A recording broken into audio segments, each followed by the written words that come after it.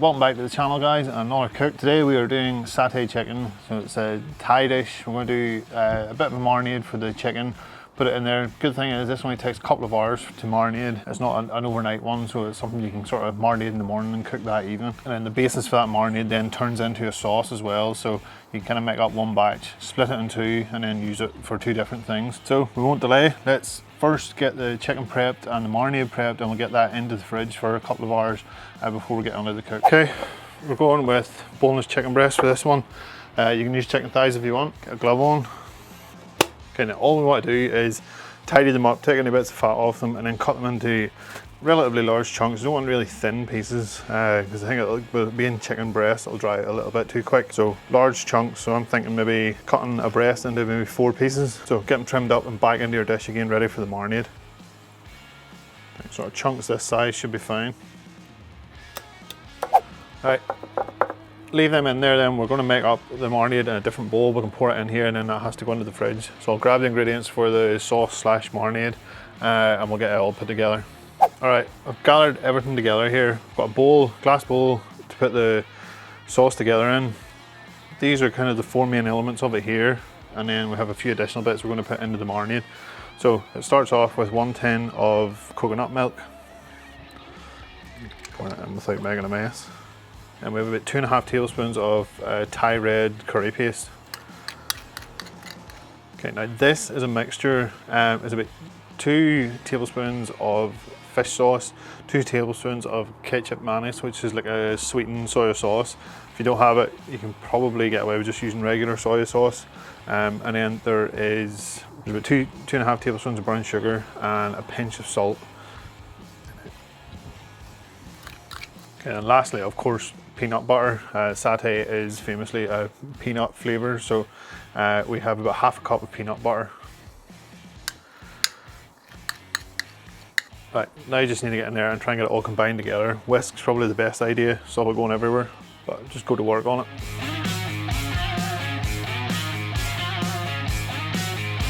Right, so that gives us our basis for the sauce and for the marinade. Marinade wise then, we're going to take about half a cup of this, maybe a little bit more. Half a cup should be okay. We can set that to the side, and there's one more thing we're going to add to this marinade. Okay, we're going to add about 2 tablespoons of oil to this just to loosen up that sauce a little bit, and it'll allow it to sort of cover the meat a little bit better. It's quite a thick sauce at the minute, so just helps it marinate down a little bit better. So I'm using sesame oil. You can use peanut oil, whatever you have, it doesn't really matter. This will just add a little bit of extra flavour. Get gloved up, get in there. Right, then that can be covered with cling film and put into the fridge. Like I say, 2 hours should be enough. If you can give it 3, perfect. Then I'll tell you what to do with the rest of this sauce. Right, then there are only 2 other additions then we need to make to this to finish off the sauce. We are going to heat it later on, but it's good if you can get it done ahead of time and let it sit for the amount of time that the chicken is marinating. It'll just help pull all them flavours together. So you want about a clove of garlic minced down. I'm just using the lazy stuff here because I'm lazy. And the juice of 1 lime.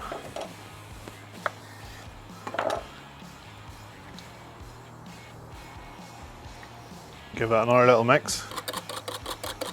And that can go into the fridge just to keep alongside your chicken until we're ready to cook later on. So fast forward a couple of hours, let's get this going. Okay, it's been a few hours.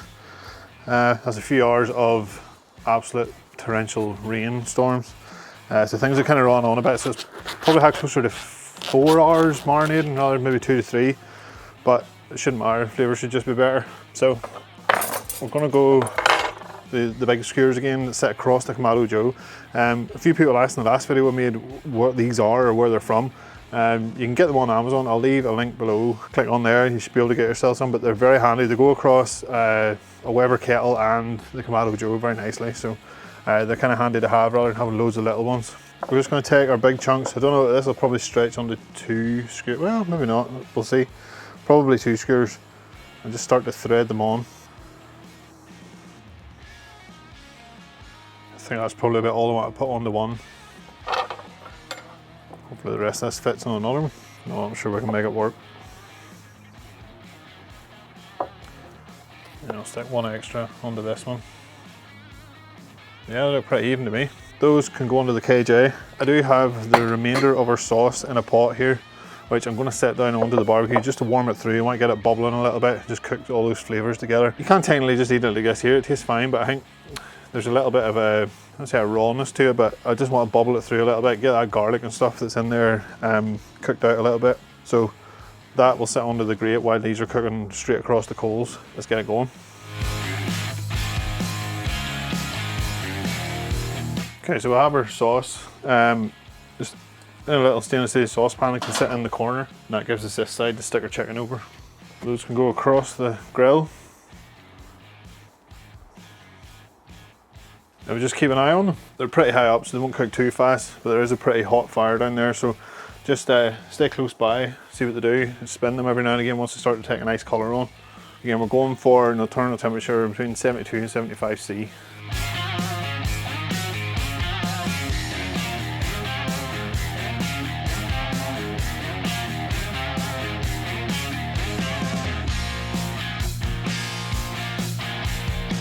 Okay, they've been on for maybe 20 minutes, half an hour. Just flipped them over actually once. I just left them get a nice colour on one side, flipped them over, and then finished off the second side. They are probing quite nicely. Yeah, I thought these ones at the back would probably be a bit low, but they're coming in 74, yeah, 76. So everything's well cooked the whole way down. Perfect. Sauce is looking well too, so we'll get that off. Time to get everything plated up.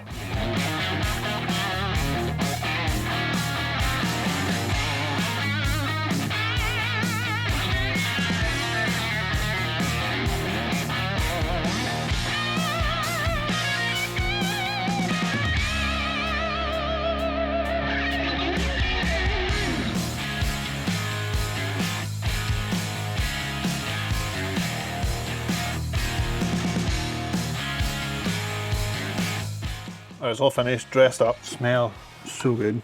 But I guess the main thing is taste testing it. Let's take a bit off the end here. Chicken's still super tender. Smells awesome. Let's get a bit of that sauce. That is so rich, creamy. I don't know how to describe it. I don't want to talk, I just want to eat. So nice. That little char from doing them directly over the coals. Gives you little crispy bits along the edges. Exactly what you want. I'll be making this one again, no doubt. So, as always, recipe will be in the description box below. If you do try it out, tag me in your photos. If you like this video, please give it a thumbs up. If you haven't already, subscribe to the channel, and I'll see you guys in the next video.